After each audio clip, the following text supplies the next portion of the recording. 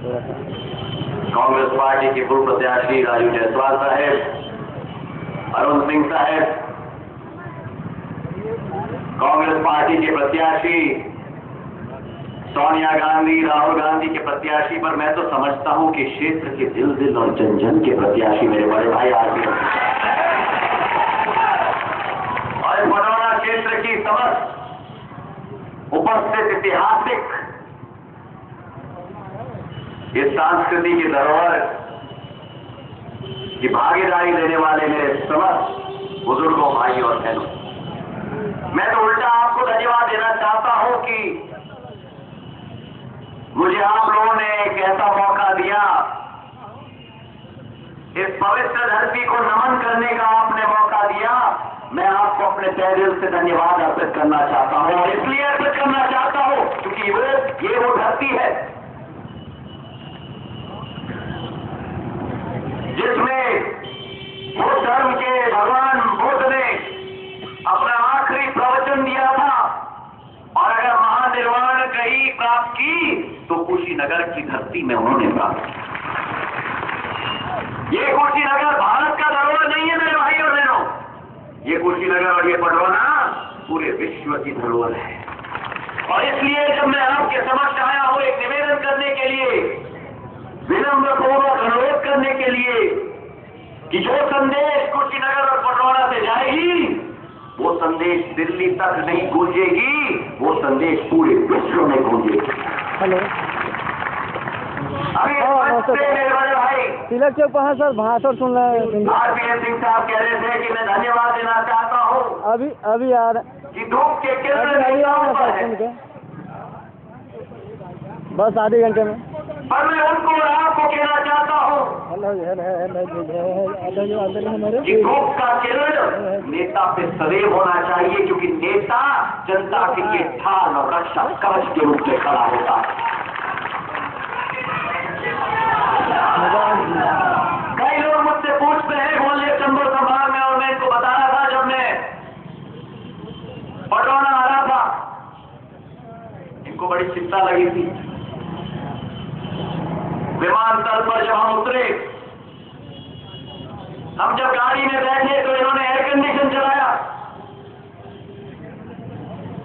तो मैंने कहा कि एयर कंडीशन बंद करो, तो बड़े आश्चर्यचकित किए मेरे तरफ झांकने लगे, आपको गर्मी नहीं लगी? मैंने कहा कि ये मत भूलना कि ये ग्वालियर चंबल की चमड़ी है, जितनी धूप में तपती है उतनी ज्यादा निखार निकलती है। और मेरे भाई और बहनों, इनका राह अपने पूज्य पिताजी की तरफ, मेरा राह मेरे पूज्य पिताजी की तरफ, वही खून सीपीएस सिंह साहब का इनमें है, मेरे पूज्य पिताजी का मुझ में है, और वो राह इनके पूज्य पिताजी का, मेरे पूज्य पिताजी का राजनीति का राह कभी नहीं था। अगर राह था तो वो जनसेवा, प्रगति और विकास का राह था। अगर वो राह था तो किसानों और गरीबों का उत्थान करने का एक राह था। और जब वो जीवन का लक्ष्य बनता है तो राजनीति कभी लक्ष्य नहीं बनता। अगर लक्ष्य बनता है तो जनसेवा लक्ष्य बनता है, और राजनीति केवल एक माध्यम होती है उस लक्ष्य की पूर्ति करने के लिए, उससे ज्यादा नहीं। और इसलिए चाहे इनका परिवार हो, इन मेरा परिवार हो, जो पारिवारिक रिश्ता का संदर्भ ये दे रहे थे, चिंता मत करिए, इस आवाज में अभी भी बुलंद की है, वो बाजा भी चलेगा तो ये आवाज भी उस बाजे के आगे निकलेगा आपके लिए। तो जो इनका खून है,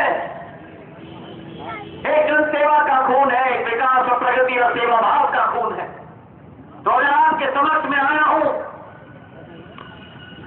कांग्रेस पार्टी के एक मंत्री के रूप में, सांसद के रूप में नहीं, लेकिन एक नौजवान सेवक के रूप में आपसे विनम्र पूर्वक हाथ जोड़ के अनुरोध करने के लिए कि इनका उत्साहवर्धन करना, इनको आशीर्वाद प्रदान करना और इनको प्रजातंत्र के मंदिर में आप ले।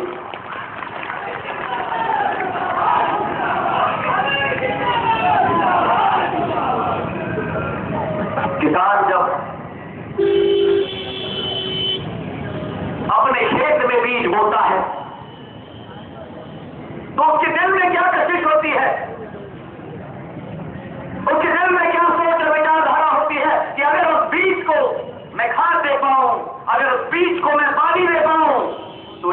वो बीज एक वृक्ष के रूप में उठकर अपने छाये में मुझे डालकर मेरा विकास और प्रगति कर पाएगा। तो जिस बीज को आपने बोया है, जिस बीज को आपने सिंचित किया है, जिस बीज को आपने खाद दिया है, आज वो बीज आपके सामने एक वृक्ष के रूप में आपके सामने खड़ा है आपको छाया देने के लिए। बहुत साल में संसद में मैं इनके साथ में बैठा हूं और ये अतिशयोक्ति नहीं होगी अगर मैं आपको कहूं तो मैं अपना गर्व समझता हूं और सौभाग्य समझता हूं कि मुझे एक ऐसा साथी मिला संसद में जो साफ दिल और साफ नीयत से काम करता है। जिंदगी में आपको बहुत लोग मिल जाएंगे जो बहुत अच्छे भाषण देंगे, उन खटोले से यहां टपक टपक कर शहर बोलेंगे, नकारात्मक सोच और विचारधारा की बुनियाद को शुरुआत करेंगे। लेकिन इस देश में नकारात्मक सोच की जगह नहीं है, इस देश में सकारात्मक सोच की जरूरत है जो आरपीएन सिंह साहब ने सारे गुण।